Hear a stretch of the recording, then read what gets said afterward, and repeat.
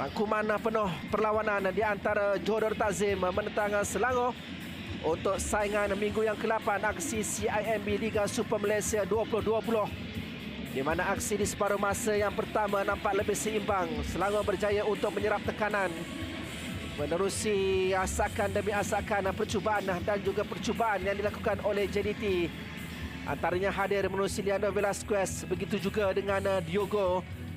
Tetapi Selangor dapat bertahan dengan baik di sepanjang aksi di separuh masa yang pertama. Ini adalah percubaan pada minit ke-24 yang dilakukan oleh Gonzalo Cabrera, sedikit tersasar di sebelah kiri pintu gol.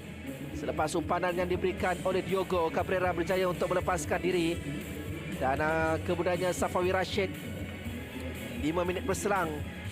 Tetapi kali ini usaha Safawi dapat disekat oleh Ashmawi Yakin.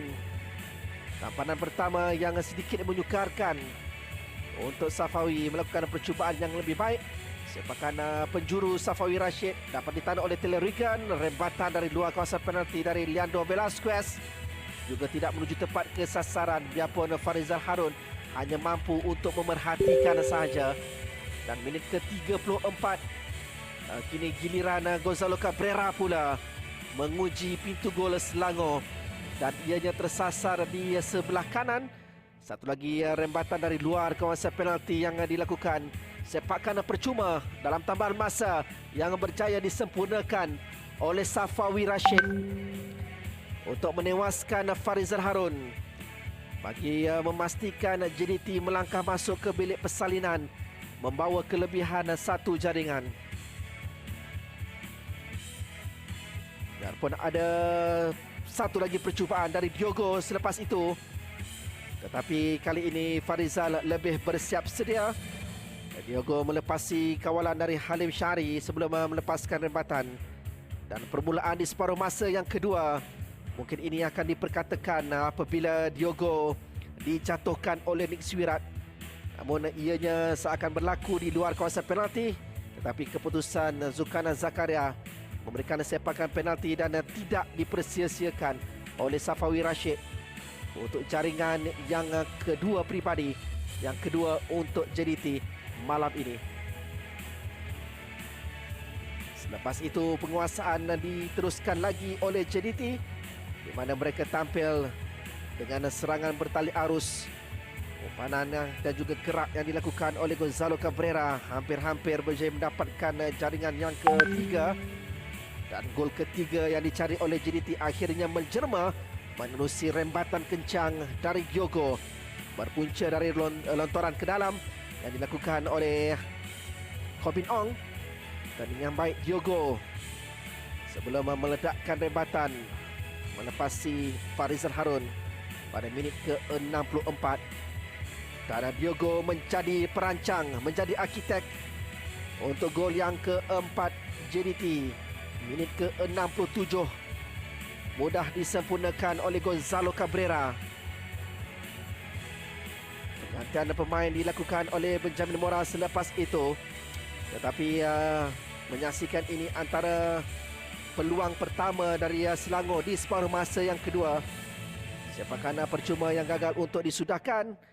Dan sebaliknya pintu gol Selangor dibocori pada minit ke-71 menerusi Ramadan Saifullah.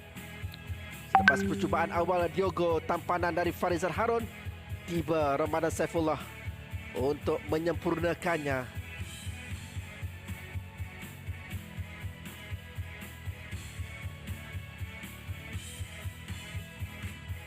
Dan sekali lagi Ramadan Saifullah tampil dengan sesuatu yang istimewa apabila lencongannya dari luar kawasan penalti sukar untuk digapai oleh Farizal Harun bagi jaringan yang ke-6 pada minit ke-75, sebelum Selangor dapat memperbaiki corak permainan dan akhirnya memperolehi jaringan sagu hati menerusi Rufino Segovia pada minit ke-81.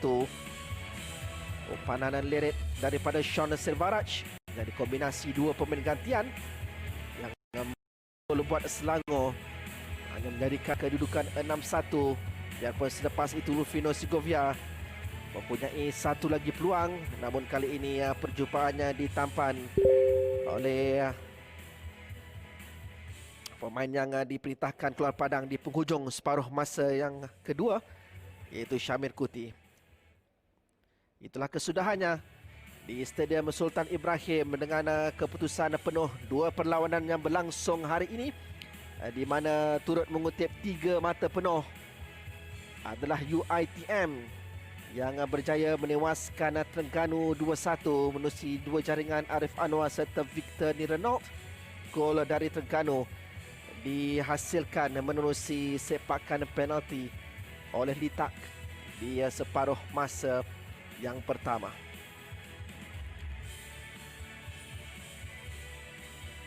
Jadi ini antara